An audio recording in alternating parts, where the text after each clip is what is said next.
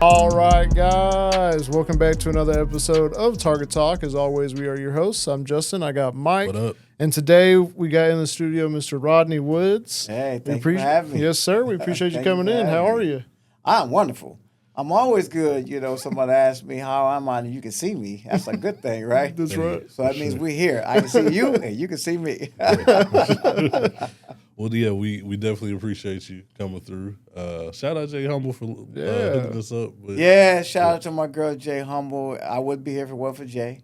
That's right. So Jay told me about you guys' show, and she wanted me to come on the show. So that's why I'm here. So much love to Jay. That's my girl. Yeah. For sure. Well, we're going to jump right on into it. You're from Nashville. Nashville, Tennessee. What was it like growing up there for you? Oh man, every black man had to square dance and two-step before you get out of high school. So it was about country and western music, but sports. Like anything else. Coming from Nashville was a great upbringing, but it was a good experience. Growing up in Nashville, the culture, country and western music was big. As a matter of fact, growing up, me and my brothers, we all played baseball, football, and basketball. We all were good sportsmen, in the athletic arena. But we played for Conway Twitty and Johnny Cash's baseball teams. Okay. So we got a chance to get introduced to country and western music early on. But you couldn't graduate from high school without taking square dance and two-stepping. Wow. Yeah. Wow. I mean, it's Nashville. That's like the country. That's Nashville, capital. right? Yeah. But Nashville's different. I mean, Nashville's different now. It's progressively moved to the upper echelon. Every bachelorette party, I believe, now is in Nashville, Tennessee. Yeah. So that's a different from country western and bachelorette parties, right? You still got the dance moves? Oh man, for sure. I was the only brother who can go to the guys used to take me to a country and western bar. I think it was Cowboy Country or something like that. And they didn't think I could do it. So I got out there and two-step, square dance. So I had all the girls. So, hey, I can still do it. It's like riding a bike, huh? There you go. You don't forget once you learn boot and scoot and everything else. Yeah. So, I mean, other than square dancing, man, what were you spending most of your time doing back there in Nashville? Back in Nashville, man, it was really about the sports. Obviously, as a kid growing up, the oldest of 6 kids, it was my parents were strict. So it was about getting them books. You had to get the books to play sports in Nashville. You didn't play. They didn't play with that. So you had to get them books. But outside of getting them books, man, it was sports. And I mean, that was kind of like your way out. I want to leave Nashville. I love home. I love my family. But I wanted to go. So you just perfected your craft, whether it was in football, baseball, basketball. I graduated out of my high school, most athletic. So I played quarterback in football, pitched in baseball, point guard in basketball, and I played the band too, by the way. So we talk a little bit of music. So I played alto, tenor, baritone, sax. Okay. Nice. And I sang in the choir. Okay. Oh, you did it all. So I did it all because I didn't want to be in the house with my daddy. So you did everything you could do so you could be out of the house. So that was my way out. Yeah. So you went to Payne College? Payne College in Augusta, Georgia. Played basketball out there, right? I did play basketball. All 4 years of basketball. Did you play any other sports when you were No.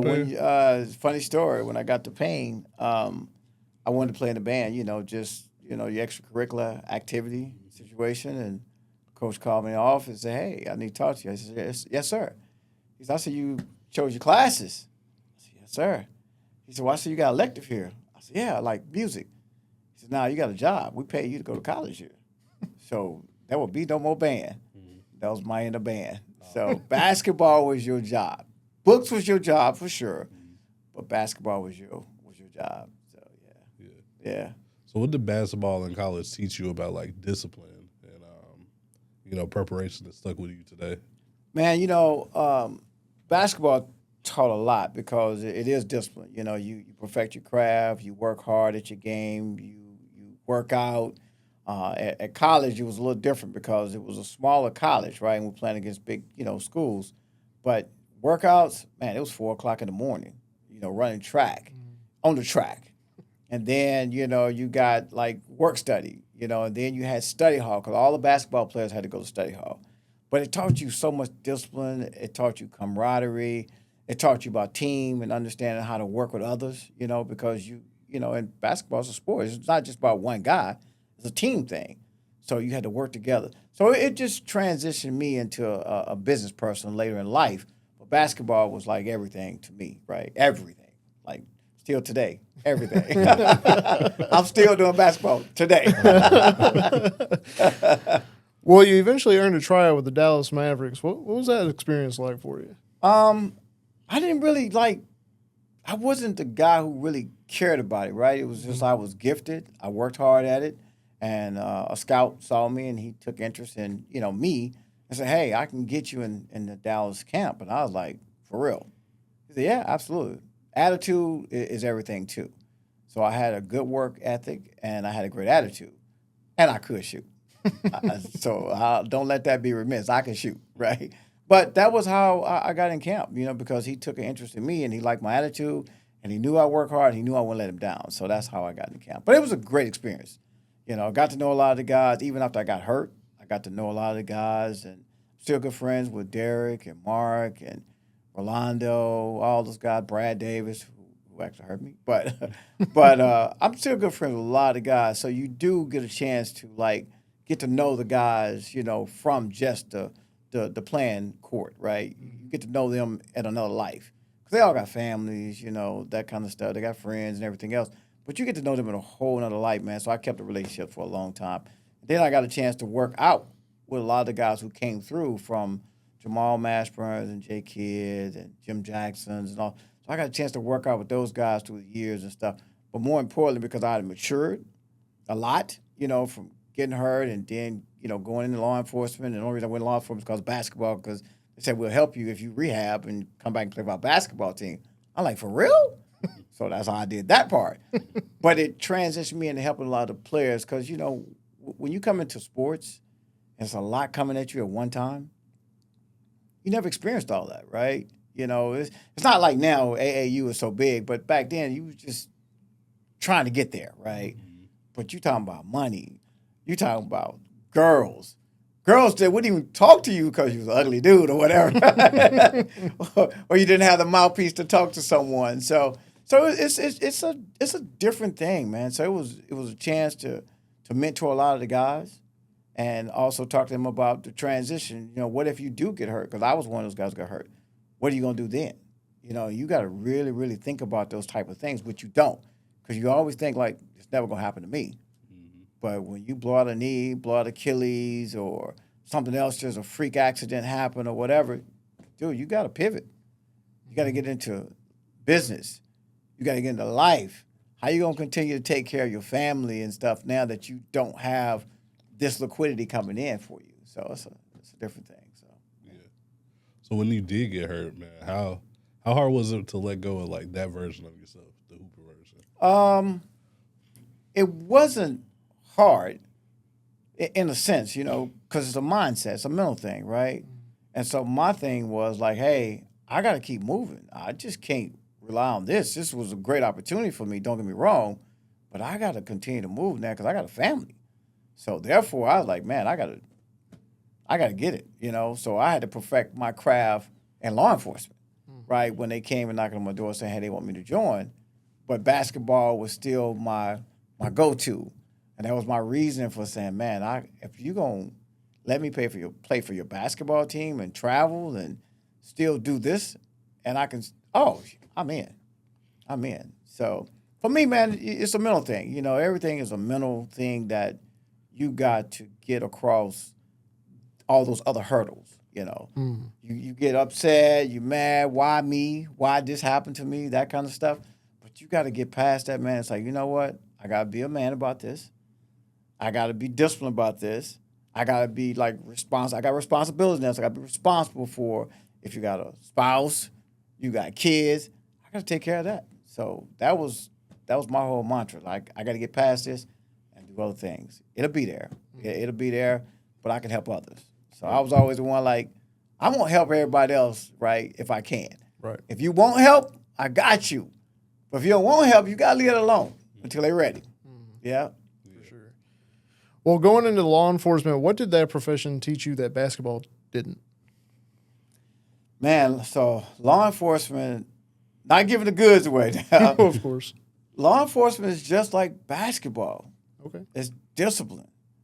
It's a work ethic. Because you just don't come into law enforcement like, okay, I'm a police officer. Hey, put your hands up. No. There's a lot of training. It's a lot of training, man. And I think a lot of people don't realize how much training goes into law enforcement. Just as much goes into basketball, just as much goes into training in law enforcement. You got to do certain things. You do get in altercations, or you are running after someone, or you're talking to people. So you got to exercise your mind in a different way now, because you got to treat people the way you want to be treated. Right. But then you also got to be like careful, right? Because you're here to protect and serve. So now you're in a different capacity, but you're also in a dangerous capacity, because things happen and some people are afraid, and some people don't believe that you really that nice guy are gonna help them as long as you're nice. So they turn like kind of crazy, like, man, why you stop me? Why you arresting me? Well, you just shot that dude over there, right? You just broke in that house over here. Mm-hmm. So it's a different mindset, man. But you have to really train yourself physically and mentally, for sure. Yeah. So. Yeah. I mean, you spent a lot of years in high pressure environments. Hey man, don't tell my age on this thing. I spent a lot of years there, man. Don't tell my age. I still look young, baby. Don't get it twisted. Like, how did that change the way that you think about like risk and responsibility? I mean, risk is everything. Risk is everything when we walk out of our houses, whether we're in our houses, because things happen there too. So risk is everything, but you do have to be aware of your surroundings. You got to understand, the people that you're around, because you take a risk to being around people who doing some bad stuff. And sometimes we don't want to let go of our friends, our family, and those type of things. But risk is everything, man. So you don't want to walk on eggshells in life, but you definitely want to be like aware. Like, is my cousin doing something and I don't need to be around him? Or do I need to take my kids around that over there and I know what they're doing, right? So you got to be aware of those type of things, man. It's not like you want to isolate people because you're better than them. No, it's like, dude, why would I want to have my kids over here and y'all selling, right? Or y'all getting high every day, or you doing some other stuff, some other extracurricular activities that I don't need them to be around, nor do I need to be around. So you got to assess that, man. So sometimes people got to make a decision. Is it about you and your family, or is it about you and your friends and the people you grew up with, and you still want to continue to do those things, right? So it's those type of things, Yeah, for sure. For sure. Well, pivoting into the business aspect of your life, when business did first enter your life, did you see yourself as an entrepreneur right away? I did not. I did not. I stumbled into, funny story, I stumbled into business when Spud Webb, one of my best friends, who's from Dallas, and Spud played in the NBA, and, he won the 1986 dunk contest and stuff. I was mad as hell at him. I was like, man, why could that be me? But I was just kidding. Spud, I love you, man. I'm just talking noise. But no, honestly, man, we went to what they call a trade show. And I went with a lot of fellas. I think I was Ray Crockett, who was from Dallas, and Michael Johnson, who's track star, and a whole lot of other NBA, NFL players. So we went to this trade organization. They said, Rodney, we want you to go because you know business. I'm like, man, I think I know business, but I really didn't. I'm kind of smart, and I can speak well. So I went to this. It was called National Minority Supplier Development Council trade show for DFW Minority Business Council. So when I went there, I think it was 10 of us, right? No, it was 11 of us. And so at the round table, it's 10 seats. So I was number 11, with the fellas. And, they wanted to sit together because they wouldn't talk to nobody, right? Besides, people coming up to them. So they said, hey, would you mind sitting at this table over here? And it was a Toyota table. I said, no, I don't care. I'm not afraid of them or anything. I'm going to talk to everybody. I'm going to introduce myself. Hey, He said, what do you do? I said, I work with those guys over there, help them get appearances, endorsements, and stuff like that. That was the day that I got introduced to Toyota, introduced myself to everybody at that table, right? Because you need to network and get to know people. And when they asked what I do, I wasn't going to tell them what I really did, for a living, but I do work with these fellas over here, and these are my boys, and they NBA, NFL, track star. They do appearances, endorsements, so I help them do that stuff. They like, could you bring them to some of my events? I was like, yeah. Y'all gonna pay me? They're like, yeah, we'll pay you for that. That's how I got introduced to Toyota, by taking athletes to Toyota, to their golf outings, and their events that they had, so they could draw more attraction to the Toyota brands and stuff. I was like, wow, this is crazy. And the money I made was even more crazy. I can tell you what I made, though. So I was like, this is insane. You guys are going to pay me to bring the fellas to this? So I thought, like, how do I learn this so that, A, I can do it better, right? And I can do it for more companies, more corporations and stuff like that. So that's kind of how I got introduced to that entrepreneurial world. But then as time progressed, they was like, hey, Rodney, we like what you do. And there was a thing called DEI, diversity, businesses and stuff. And it was all that type of stuff. Everybody was trying to have this whole initiative where they count spend with minority companies or woman-owned businesses or government business. I ain't know nothing about that. But then when the Toyota said, Rodney, we love what you do for us, but we're not going to be able to pay you any more money until you get certified as a minority business. I was like, what? Do y'all not see I'm black? I'm a minority person, right? Listen, this is me. I don't need nothing to show y'all I'm black. They're like, no, Rodney, you're silly, but you got to get certified. And I didn't understand that, really. So I had to come back and get certified as a minority-owned business because all these corporations wanted to count their spend with me to say, we're putting money back in the community behind you as a minority-owned company. And I was like, wow. So I got intrigued. And I'm one of those people, like, if I get involved in something, it's like perfect your craft. I want to be good at it, right? I'll be very competitive, but be good at it. I started learning what that meant, and it just changed the whole game of becoming an entrepreneur, getting in business. And then I said, well, wait a minute, how do I help everybody? Because you can't help everybody at one time. So I had to start learning technology to build stuff so I could put everybody in something so that I could see everybody, because you can't see everybody. So that's how I came up about with Playbook Investors Network, because all of us athletes had to learn a playbook, X and O's. How do you run that play? How do these businesses run that play to gain access to capital or contracts? And if they say, well, we're good, we got money, then they need contracts. But then if they say, hey, we do need money, you need services, you need marketing, you need advertising, you need social media, you need PR, you need a fractional CFO. Most businesses don't understand why they need a fractional CFO, somebody to help you with this money, because we don't always understand finance. So I started to perfect my craft, got deeper, entrenched into it, and now it's blossomed into this. Thank you, Tracy McGrady. Tracy McGrady is my business partner, and he gave me money to get started, so he's pretty pissed off with me because I got to give him a lot of money back. And it's coming, Tracy, I promise. So how did you and Tracy McGrady get connected? Man, I want to say I helped him learn how to play his game. But that's not true, right? T-Mac, I'm just joking, man. No, Tracy and I became, partners, man. I got to know Tracy through his cousin, Johnny Lawson, who's in Florida, and Tracy's from Auburndale, Florida. So I got to know Tracy really well, and then Tracy hired us to do some work for him. And he really wanted to transition into business because Tracy wanted to make an impact to players.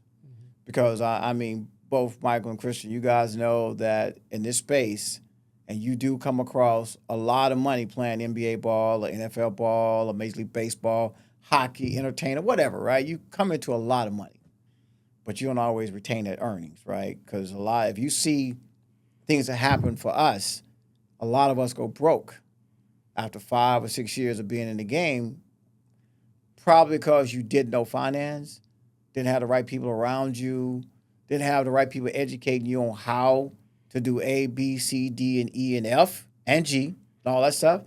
So you end up losing.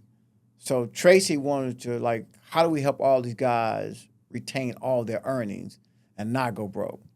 Not buy mom a house, buy mom a car, buy brothers, sisters, dad, this, and this, and then it gets taken away because you didn't do the right things, right? So it's just like sports. You got to perfect your craft. You got to learn those things. And it's hard to learn when you really don't know. What you don't know, you definitely don't know, right? And finance, for us, I could pick on Michael a little bit. So for the brothers, we don't always know finance. Chris, you might know finance. We're going to say it because you're a white dude right now, right? But I mean, honestly, and I'm not saying that true. I'm just joking about it. But a lot of people don't understand the finance game. And finance is everything to everybody when you're trying to build a business, purchase something, buy a home, buy land, buy a company. It's all about money. And we don't always understand that facet of it. We just don't. Yeah, so if y'all mad at me, I'm here with Christian and Michael. Y'all call them up because they made me do this. Nah.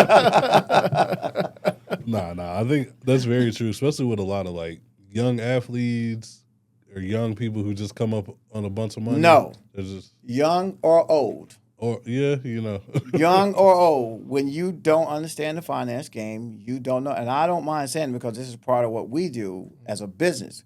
We're trying to help you understand how to gain access to capital, right? Mm-hmm. But if you don't know it, you don't know it. And sometimes you get the buzzwords or you get the industry words and you know that stuff. But if you walk into a bank today and you got a business and you say, hey, I've been at this bank for 15 years. Chase Bank, Bank of America, Wells, Truist, whatever, right? Small banks, whatever. So you got a relationship. But you go in and try to get a $500,000 line of credit or a loan. They say, Mike, so you don't have enough money to pay this loan back. We can't give it to you. Or you try to go get that loan and you don't have recurring revenues enough, consistent, to get that $500,000 line of credit or a loan. So he was like, I've been with y'all 15 years. I put all this money in the bank. I bought houses. Don't matter. Doesn't matter. And that's what you're here to teach. I'm here to teach you. So can I plug myself right quick? Go for it. So y'all better come on and join www.pncommunity.org. But pncommunity.org is the platform that we try to educate people on how to gain access to capital contracts. Playbook Investors Network is the arm, which is, helping everybody understand the whole landscape. A lot of the athletes transitioning from where they are into business or purchasing businesses because, your financial person said, hey, this is a good opportunity for you to put your money in this, or your agent said, do this, and you do it thinking like they got you back. But when you don't really know, you just don't know, man. Next thing you know, you done lost $1 million, $2 million, $10 million, $100 million. So and you can look this up, that's why a lot of athletes that made $100 million or more than $100 million plus, they're saying, hey, I lost $70 million. I lost $20 million. Man, I put my money into this island deal, $2 million, and I ain't never got no reimbursement on it. I ain't got no money back, no ROI, nothing, no return on my investment at all. So that's happening every day. And you can pull it up on your phones and you can see it all day long. All day. Yeah. Kind of crazy, but it's true. Very crazy. Yeah. So, I mean, in addition to PIN, you also got Diversity and Promotions. So Diversity and Promotions was the initial company that we started out with Toyota. And that was a company that was helping Toyota and other brands like Microsoft and Volkswagen find all the qualified businesses on the ground, minority-owned, woman-owned, government, LGBTQI companies, right? All these companies have a destination to their company. So that's how the corporations count the spend with these companies, because they got to know that Mike is a certified minority business, or Jay is a woman-owned business, or this company here is a LGBTQIA business. But they want to count the spend with you, knowing that they're giving back to the community. It's all about socioeconomic impact, right? You want me to buy your products and services, somebody's got to be giving something back. Mm-hmm. So if you don't understand that game, you got to learn it. Yeah. You got to learn it. Yeah. That's a lot of stuff behind the scenes that the regular person just doesn't for sure. even think about. For sure, for sure. We think we know something because we are a subject matter expert in the space that we're in, right? If you're making widgets, if you paint a car, you got a paint company. But even if you got a paint company and you say, hey, I want to take my company and scale it, how do you take your paint company and go paint that one vehicle for a Toyota or a Volkswagen or a BMW or a Porsche or whatever, right? That's a $700 million contract for one brand. Every car that's a 944 Porsche or a Toyota Prius or a Toyota Corolla and you paint for that car, That's a $700-800 million contract. Yeah. You can't get there. You ain't got that type of liquidity. Then you got to build a manufacturing plant to go do all that work. So if you're just doing one-off cars, I'm just going to paint your car, I'm going to paint Chris's car, I'm going to paint Jay's car. Yeah, dude. It's all about the volume. Can you handle the bandwidth? Can you handle that work? So it's tough. Yeah. For sure. So behind the scenes, you got to know. You got to know what you get into, man. Because right now, I can honestly sit here and say today, this is an entrepreneur society. Everybody wants to work for themselves. And now if you're not in social media and digital marketing, podcasting, anything on a digital platform that's on your iPhone, Android, iOS pad, you might not make it. You might not make it, for real. You know? So that's just where it is. And social media is everything. Yeah. Everything.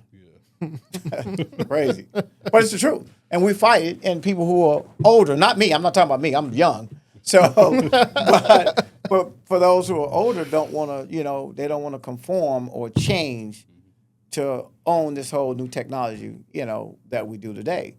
But right now, I mean, anything that we're talking about right now, most of the stuff's going to pop up on your phone sometimes tomorrow, tonight, or the next day, because we were just talking about it. Yeah. The algorithm's Going to capture it. going to adjust to it. Yeah. Yeah, it's going to adjust to it. I know a little something, man. So I didn't want to do it for a while, but I like, Chat GPT. I'm fighting it, but you can't get around it. Yeah. What it took me a year, it takes me five minutes. Just like that. Just like that. Just a Oh little my prompt. God, I built this presentation in 5 minutes, and it took me a whole year to think about this. Oh my God. So in your opinion, where do companies usually get supplier diversity wrong? Well, so me being very transparent and honest, where did it go wrong? Is that kind of the question? Where did it go wrong at? Or where is it today? And if I had to say something, we got a new administration, and with Donald coming into office, he changed the game. And he's like, hey, if you're a business, you got to stand on your own legs. You got to stand on your own merit. I don't care about that diverse stuff. As long as you can do what you say you can do and you can provide the quality services, you can provide the products, I'm with you. But we're not going to give you any special preferential treatment. You got to stand on your own. And then a lot of smaller companies could not stand on their own because they don't have the money. Mm-hmm. They do not have the capital to stand the company up to be able to scale the company the way they would like to or the way somebody else could see them so they can give them an opportunity. So money it's always going to go back, Christian, to the money side. If you don't have enough capital, you can't scale. Mm-hmm. I can't hire Mike. I can't hire Christian. I can't hire Jay if I don't have the money to do so. Mm-hmm. Or I can't hire a marketing firm or PR firm or this, that, and the other if I don't have the money to do so. Yeah. So when did that click for you that it's really about like access to capital? When did it click? Yeah. Oh, wow, man, that clicked a long time ago. Yeah. It clicked when I couldn't get an opportunity. I had no money. Rodney, we would love to work with you, but can you do this? Oh, I can't do that. Okay, yeah, it clicked. No, it clicked a long time ago, man, because I got a chance to be around, big brands like Toyota and Volkswagen and Microsoft, that kind of stuff. And I got a chance to see it up close. And these are big conglomerate companies, right? 800 billion and blah, blah, blah. So when you get a chance to see it up close, you be like, wow, man, if you don't have enough money to do that job right there, it's no way they're going to give you that opportunity. They're not going to fail and give you the opportunity to go do marketing, advertising, social media, PR, and you can't keep up with the demand that they ask you to do. Because you got to remember, too, Mike and Christian, a lot of these corporations are not going to pay you for 30. Let me back up. Let me scratch 30. They're not going to pay you 60, 90, 120 days. So when you got a payroll, you got to meet, and you got staff, you're not going to be able to meet that demand because you don't have enough money, enough liquidity to retain your employees. So you're going to fail. And, we get disgruntled employees no matter how good you've been to them for years. And I'm saying this again. No matter how good you've been to them, but tell them you can't pay them a check this week or next month or 2 weeks later, dude, you're the worst person on earth. Yep. I'm not going to be, I'm going to look in the camera this time right here. I'm not going to be able to give you a check because we don't have no more money. Dude, you trash. You're the worst person on earth because now you can't pay somebody, and they may not be bringing you money, but they're on your payroll. And if you can't take care of your payroll, you're not gonna have the staff. It's just it is what it is. Yeah. So I like to tell the truth about it. A lot of people are like misled. Like, no, you have to have capital in order to scale your business from a human capital standpoint or making products. If you're buying equipment, money's only for two things: buying the human capital, buy and manufacture your products. Everything else, nah.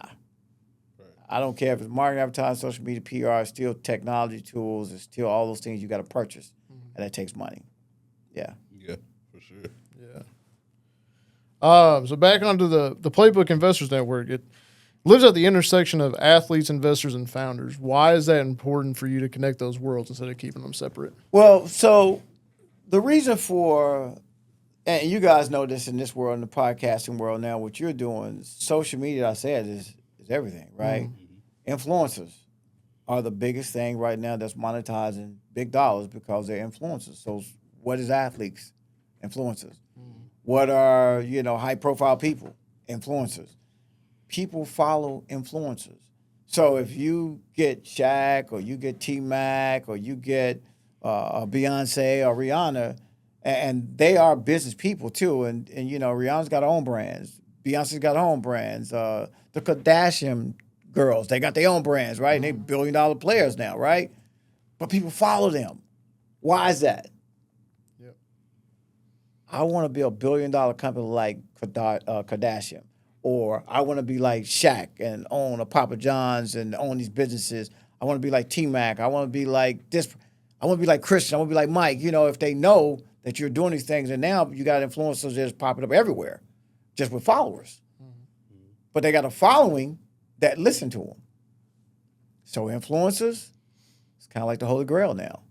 So if you have influencers that champion a good product or this, that, and the other, that's what it's all about, man. Like we just secured a contract with a travel agency, Next Trip. And I want everybody to go out and view Next Trip, right? Next Trip is a travel agency, but they're going to compete with Priceline and, what was the other? Priceline and, oh my God, my mind went blank. Expedia. Okay. Yeah, Expedia, Priceline. But the reason that I wanted to work with this group, which the CEO is Bill Kirby, William Kirby. But the reason I wanted to work with a group like this because they're willing to give money back for the travels that you take with Next Trip, right? And so they're now are going to give monies back to people who are traveling around the country, getting the experience, man. And people want to go to other countries and they want to see this and they want to do that. But now when you get money back, that makes you like, wow, I'm getting something back and I'm taking my family, I'm taking my kids, or I'm taking people, I'm taking the NBA people, I'm taking the NFL people, and I'm going to Bermuda, I'm going to Bahamas, I'm going to Jamaica, and you still getting some money? Dude, you have to now how to find a way to reciprocate to get business, right? You just can't keep spending money that nothing coming back, So, but when people are giving you something back, it makes a difference, right? You're like, man, hey, I like that. They gave me something back. So now with the influencers, now that they are the Holy Grail, they can monetize and make money now off of their influence. And that's what they've been doing with all the other brands. But I'm not going to tell you all my secret sauce. But we get ready to come out with the program because we want to give back. Give back to your community. Give back to your hometown. Give back to where you played at. Give back to a group that you really like, that you really want to get behind. And you don't want to write your check yourself. Do it with your influence power and give it back that way. And you still monetize. You still make money. So, yeah. That's what it is, man. Yeah. That's what it is. I got a plan, so don't play with me, Mike. Don't play. You got the sauce, man. I got the sauce, baby. Sure do. So when you and Tracy McGrady first connected, what made you feel like he was serious about learning the business side? With Mac, it was more like he's T-Mac, man. It's different when you're up close and it's your boy and stuff. But he I got a chance to experience that going to China with him because he's like, Rod, you won't believe how people praise him and worship him, and I'm like, whatever, dude, because I don't look at him the same way you guys might look at him, but I'm like, I got there, and I was like, oh my God, man, it was people on buildings. I mean, droves and droves of people, T-Mac. And so for me, it was more like, I want to work with you, not because of that, but because you're humble and you really want to give back yourself. So if you want to be T-Mac, we're probably not going to work together because that's the ego. And I don't mean in a bad way, but he is a brand. But if you're Tracy McGrady and you really say, I want to do right, I want to give back, I want to help guys understand how to retain their earnings and stuff, that's what made me say, you know what, I want to do that.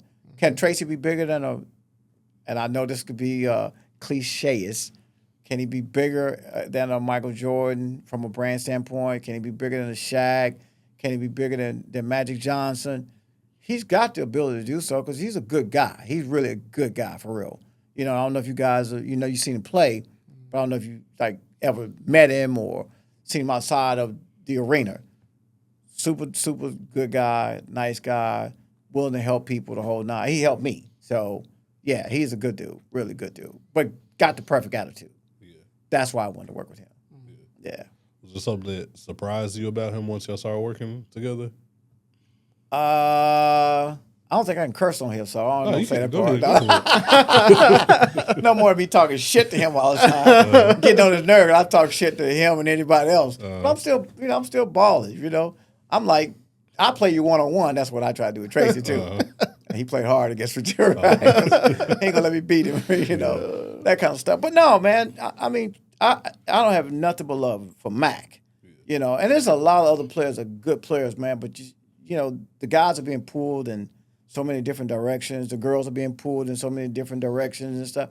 And you don't know who really got your best interest. You just don't know, because there's a lot of people that do that and be nice and they trying to get something from you and they never going to give it back, that kind of stuff. Yeah. So, but no, Mac was just that guy. That's what's up. I work with a lot of athletes, though, a lot. Yeah. I mean, I got a lot of good things to say about a lot of them. Deion taught me a lot. Michael Irvin taught me a lot, Emmett taught me a valuable lesson, but I won't talk about that one right there. I'm still pissed off with him. Okay. But being with Mike and Deion and Spud, Spud's been my best friend forever. So being with those guys and seeing everything, because it's a different world. Yeah. When you're on the outside, you got that lens and you looking because you there. It's a different world. Different world. I'm not saying it's bad. I'm not saying it's indifferent, but it is different. In a sense for that's a player. Or that's a movie star, or that's, Bill Gates. It's a difference when you that type of people, right? People view you different. They look at you different, or Jeff Bezos, Amazon. They're going to look at you different. They're gonna treat you differently, and you're going to get the red carpet everywhere you go, right? So it's a different game. It's a different game, but you get a chance to see it up close. So the ones who are real down to earth with it, and the ones who be like, act a fool with it, right? Yeah. And I think that comes out later because people get a chance to see that, whether it's podcasting, whether it's TV, whether it's radio, that kind of stuff, and you hear all the drama stuff, that kind of stuff. So some people just good, but you gotta know how to interact with it, right? And still be humble at a point, and still be business at a point, but treat people the way you want to be treated, that kind of stuff. Yeah. For sure. Well, there's a lot of former athletes want to invest but don't quite know how to evaluate those opportunities. How does Penn help with that? So Penn helps in a lot of aspects of that because it's hard to go tell any athlete how to invest his or her money, right? Because it's not just the guys, it's girls too, right? Mm-hmm. So it's more about education, though, Christian, and putting them in a platform where they can learn in Penn community so they can learn how, right? Because when you have a financial group that's manage your money, they got a fiduciary of your money. Doesn't necessarily mean that everything they invest in or put you in is going to turn out favorable, that you're going to win and you actually going to get a return. Because there's a risk associated with everything that somebody invests in, you'll lose. That's the first thing they have in the first paragraph. Mike and Christian, if you invest this money, there's a risk associated with this money that you can lose this money. That's a clause. And that's who really wants to? Why would I want to give you money knowing I can lose? So you don't.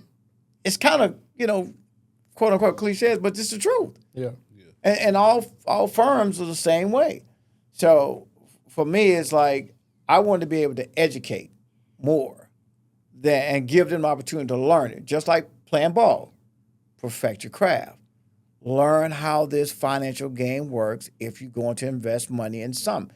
Get to know the owner. Don't just put the money in something you don't know you. Get to know who they are, get to know the company, understand a little bit about it so you feel a little bit better, because you're going to feel a little bit better about that company because now I know something. But if you just go ahead, oh, yeah, you put me in alternative, put me in, this, and put me in the S&P, and, I ask people all this question, and I probably ask you, Mike and Christian. Have you guys ever worked in corporate America before? Christian, you ever worked in corporate America? No, not necessarily. Been an entrepreneur a long time? Nope. Just would you just did your own thing?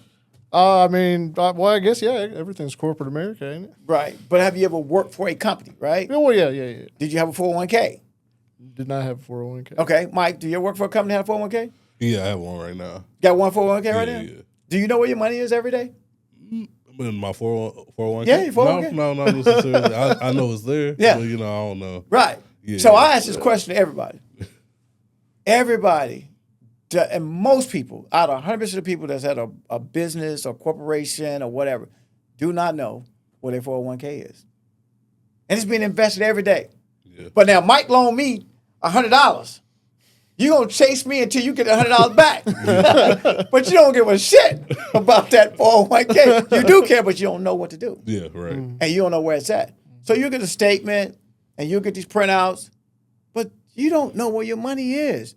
So we don't have control of our own money. And you've been in a job 20 years. So when COVID hit or other things happened in the economy, and all these elderly people retire from their job at 20, 25, 30 years, why are they now working at Chick-fil-A, right, Burger King, McDonald's, older, not young?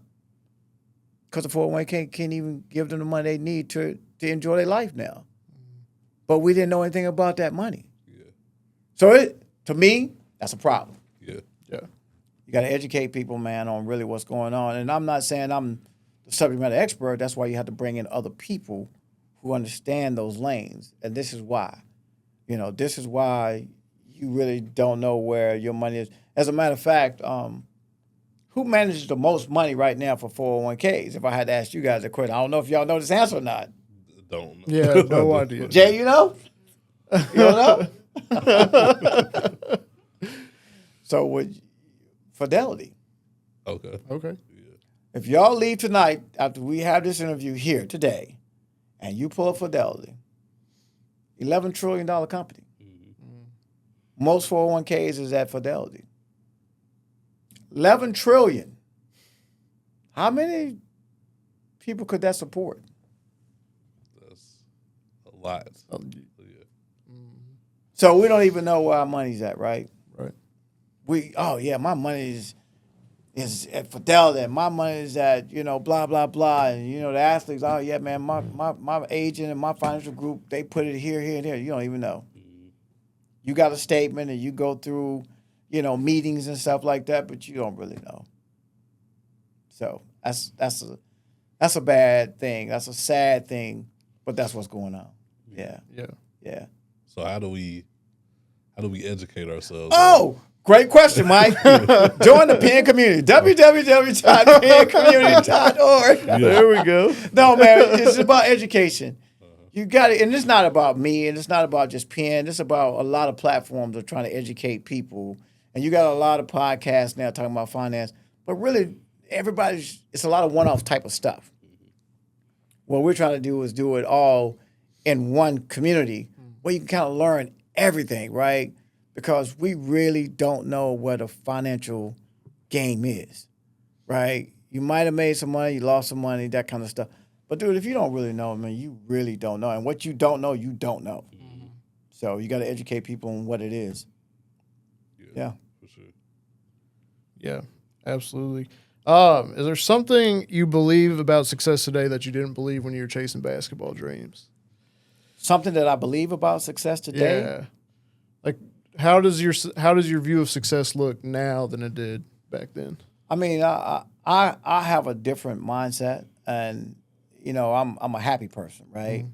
And the reason I say that, though, Christian, I'm such a young man, right? I'm Justin. He never corrected me all the time. I'm being polite. Justin, I'm you like, polite. Rodney, that's Justin. Okay, right. Okay, world, I'm sorry. It's Justin. Justin. And he allowed me to call him I did. Christian I for like did. the whole show. I did. I will admit. Thank you, Jay. Thank you, Jay. Thank you, Jay. I didn't want to be So disrespectful. I want to be humble and say, Justin, I'm so sorry. It is okay. It is okay. All right. So the thing for me is I'm a happy person, right? And I said that earlier because waking up every day, dude, I'm the happiest person on earth, right? I'm still here. I'm able to see Justin today and Michael today and see Jay. So I'm happy. But at the end of the day, you deal with all the obstacles that you got to go through on a day-to-day, right? But for success is when you able to do all the things you want to do. And for me, it's about helping others. Right. My biggest thing is, man, as long as I can keep helping others and provide things for them so they can get to the next level and help somebody else, that's success for me. That's what it means to me. Yeah.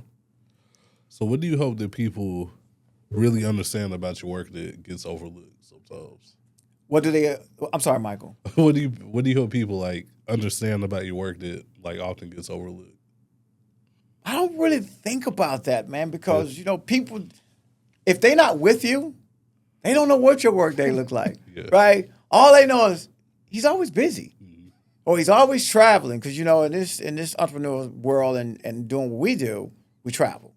Because you're not going to be able to meet the investing public if I'm sitting here in Dallas and I need to meet the investors in Phoenix and Tennessee and Alabama and Kentucky and New York and Detroit, Michigan. You got to go, right? So we travel. We have to travel because we want to know that investing public. Because that investing public want to know how they can invest money in you. They don't know you, right?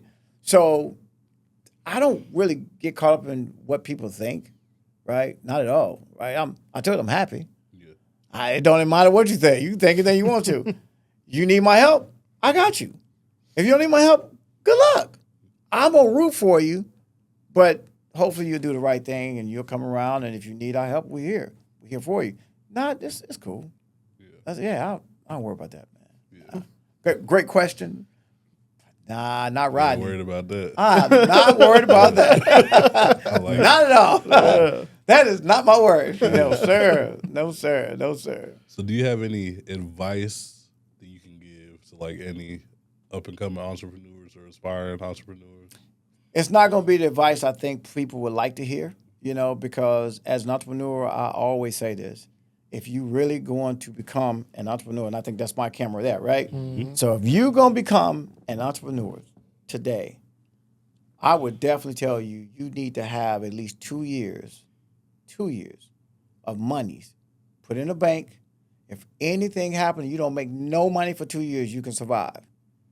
If you cannot do that, rethink about becoming an entrepreneur. You're going to take risk and you're going to take a chance, right? And nobody can say, oh, you can't do that, because if you tell somebody they can't do it, they're going to do it anyway, right? And they're going to try to prove you wrong. And they're going to end up either A, doing good and making it, or going broke and lose everything, right? And that's just the truth. That's just what it is. But I always tell entrepreneurs, you got to put something away. Because if you got that rainy day for that 2-year period or that 6-month drought and no money, or a year, dude, man, you could end up living on the streets. Seriously. And I'm always saying that people don't believe that. But it's true. When you're really trying to get there and you done put out a lot of money and you don't have any recurring dollars coming in, it's tough. It's really tough. You don't have a family or friend or a rich uncle, aunt, or a celebrity person in your family, that kind of stuff that can give you the liquidity you need, it's going to be tough. You don't have credit? Tough. You don't know how? Tough, right?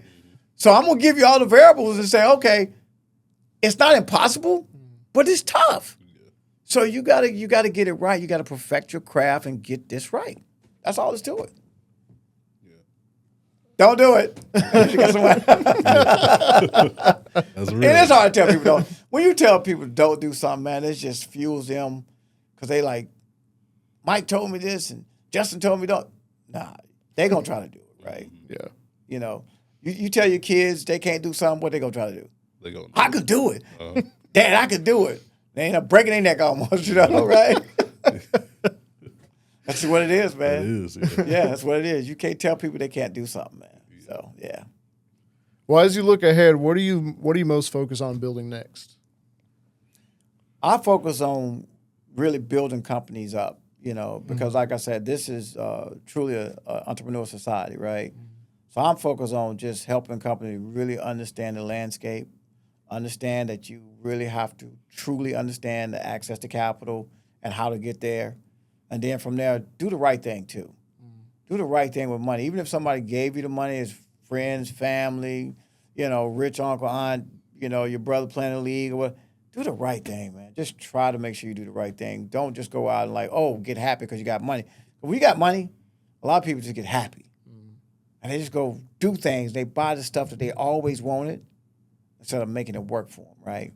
So I'd always say, hey, man, just try to always do the right thing. You're not going to always do the right thing, but try to do the right thing for sure. Yeah. Okay. Cool. Yeah. Well, before we get out of here, I want you to plug everything you got going again. In case they missed the website, give it to them one more time. Anything Yeah, you got so if coming you up? missed the website, it is www.community.org or Playbook Investors Network. And investors with an S, so it's Playbook Investors with an S network.com. I'm Rodney Woods. I'm the CEO of Playbook Investors Network, PN Community. Also, PN Global News. We have our own podcast, and it's a global podcast. We only talk about business at PN Global News, and we get ready to take that to another level because we got new partners, and we have a lot of financial groups that really want to get the word out how to help, businesses understand how to gain access, one, to the banking side of things, which is your debt capital. Then you got your private equity, then you got your VCs, and then you got your family offices.